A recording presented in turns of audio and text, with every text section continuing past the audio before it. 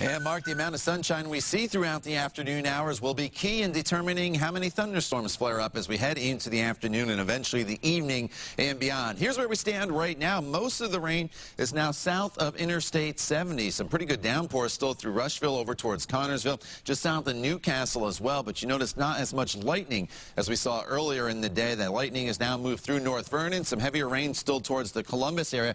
But this is kind of the last of that line of storms that swept across the state. As you look to the north, you notice a few isolated downpours as you make your way towards the Brookston, Monticello, and eventually over towards the Tipton area.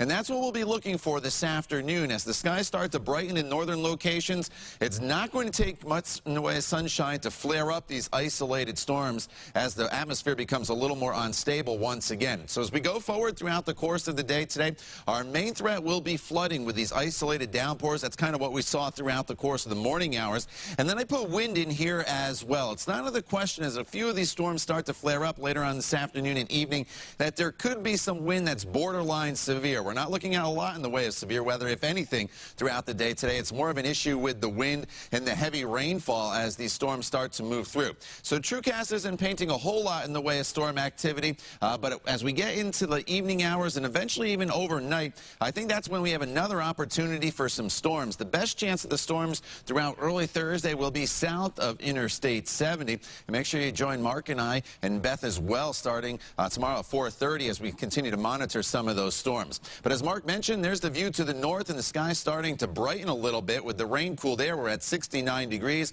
But as soon as we get into some sunshine, the temperatures should start to rebound pretty quickly back up into the low to mid 80s across the area. Still going to be very muggy as well with those isolated storms. And we'll have to deal with the humidity all the way through Friday. It's not until the weekend that we start to get some relief from this high humidity. So overnight tonight, showers and storms possible, temperatures in the 60s and low 70s. Very uncomfortable sleeping weather across the area. And then tomorrow we start off with some storms, get into some sunshine before more storms develop throughout the afternoon as this overall weather pattern remains very unsettled. It's Friday, though, that will probably target for the most widespread rain in our future as the cold front comes through. As that cold front comes through, Mark, that'll usher in nicer weather for the weekend. Saturday and Sunday, sunshine, cooler temperatures, and more importantly, lower humidity.